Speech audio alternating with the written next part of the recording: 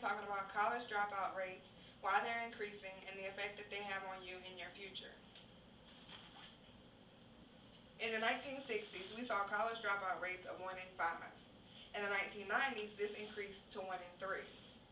Now, according to the Department of Education figures, for the years 2000 through 2006, 30% leave in the first year and an astonishing 50% never graduate. As students return to college life this coming year, the numbers of dropouts are predicted to increase due to rise in financial pressures, distracting interpersonal issues, a lack of preparation, and poor study skills that create an environment of distraction that leads to students falling behind and failing. According to life coach Devlin Steele from toolstolife.com, the best solution is to gain and keep control over your life and study habits. Study your material, turn in your assignments, and prepare for your exams. As Coach Steele also points out, college success is dependent on a combination of time management, life skills, navigating social pressures, and coping with anxiety. Statistics show that a college degree results in a substantial increase in lifetime earnings compared with those who only have a high school education. Males with college degrees earn 60% more, while female college graduates earn 90% more. Coach Steele offers suggestions to help you be successful in college. First, you need to know your finances. The number one cause of college dropout is financial stresses. You need to budget your money, work if necessary, and be realistic.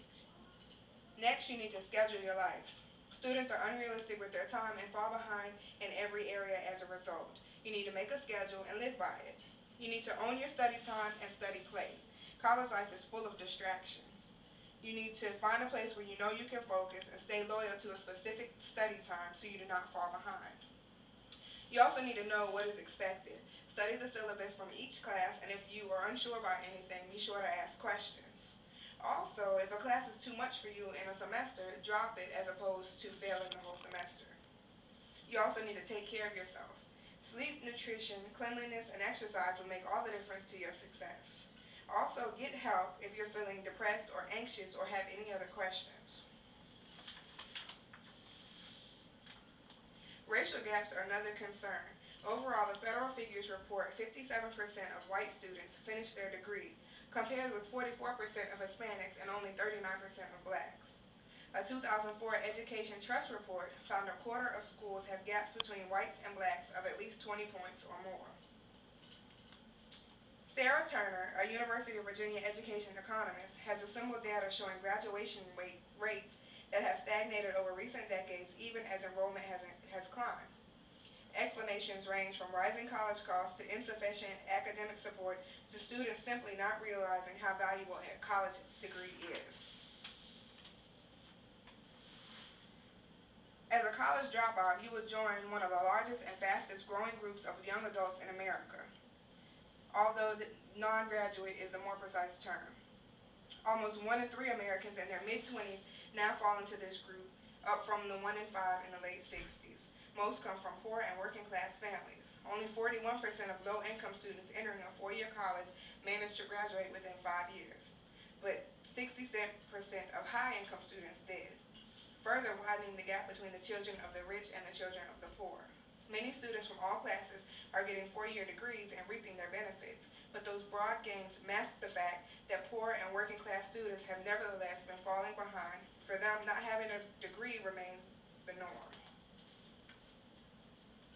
A bachelor's degree tends to determine a person's place in today's globalized, computerized economy.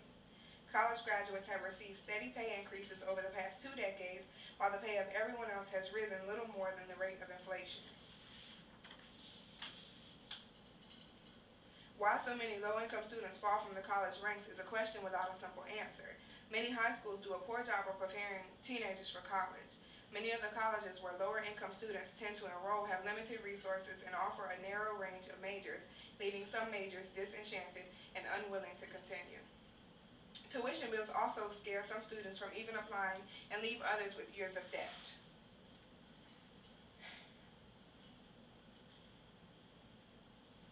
At home, your parents are trying to be supportive and say, well, if you're not happy, if it's not right for you, come back, it's okay.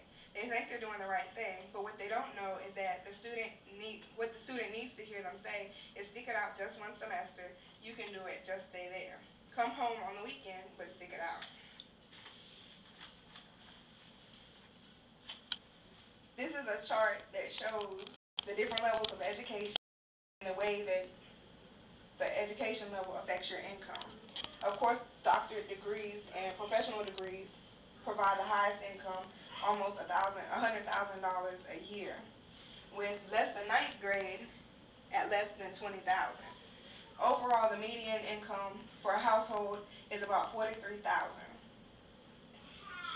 Students with high school diplomas make around $36,000 on average. So again, a college education will provide you more income in the long run.